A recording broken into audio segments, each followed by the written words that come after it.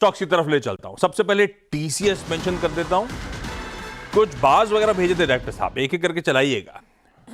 पहले constant currency revenue growth, पिछले 5 सालों की मैपिंग कर दी मैंने। वो साल था कोविड के जस्ट बाद वाला, दिक्कत में था। उसके बाद बहुत सॉलिड बाउंस बैक हुआ था ग्रोथ में टीसीएस की, आईटी इंडस्ट्री की। लास्ट 2 साल मामला फिर लड़खड़ाया था। तो इस बार FY25 के आंकड़े आपकी स्क्रीन पे, ओवर FY24 फिर भी थोड़ा सा एक इंप्रूव परफॉर्मेंस है, लेकिन ये 2 साल थके रहे आईटी इंडस्ट्री के लिए। मैनेजमेंट, कल जब मैं बातचीत कर रहा था, थोड़ी देर बाद इंटरेक्शन सुनाऊंगा भी आपको, यहीं रोकिएगा, मैं आता हूं इस पे। बॉडी लैंग्वेज, कमेंट्री सब ठीक थी, कोई इश्यू नहीं था। मैनेजमेंट अभी भी कॉन्फिडेंट है कि CY25 CY24 से बेहतर होगा। पर एक बात ध्यान रखिएगा, ये सब जो आंकड़े हैं ना, ये मार्च तक की कहानी है, 31 मार्च की। ये दिक्कतें पिछले हफ्ते भर की हैं जो अप्रैल मंथ में शुरू हुई हैं।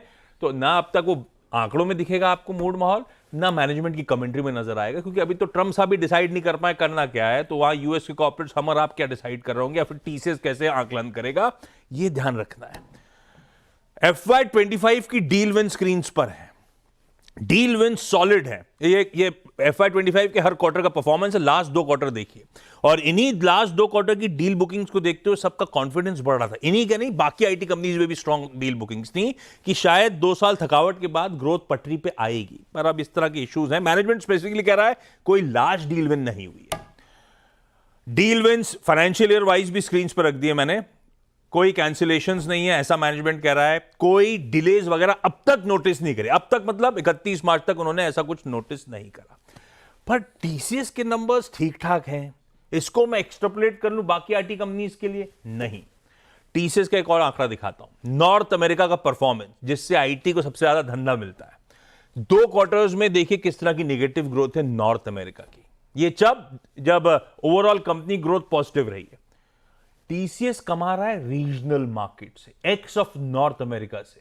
मैंने अभी पिछले वेडनेसडे के जब आईटी लिया था टीम में, तब मैंने कहा था टीसीएस हमेशा बेहतर प्लेस नजर आएगा ऐसे एनवायरमेंट में। जब ग्रोथ लौटेगी तो इन्फोसिस ज्यादा अच्छा लगता है लोगों को, पर अभी वो एनवायरमेंट नहीं है। टीसीएस वेल बैलेंस्ड है, इसीलिए ये रीजनल मार्केट से कमा ले रहा है। नॉर्थ अमेरिका अभी भी चैलेंजिंग है, इनके आंकड़े दिखा रहे हैं, इसीलिए बाकी आईटी कंपनीज में एक्सट्रापोलेट नहीं करिएगा। और शायद यही रीजन होगा कि आपको इन्फोसिस वगैरह के एरियाज दबाव में नजर आएंगे टीसीएस के डिसेंट परफॉर्मेंस के बावजूद। खैर, ये टीसीएस की बात है, देखते हैं आज किस तरह का रिएक्शन आता है। सारा इंटरेक्शन आगे सुनवाऊंगा आपको जो मैनेजमेंट के साथ हुआ था। कंचन, बाकी के इंपॉर्टेंट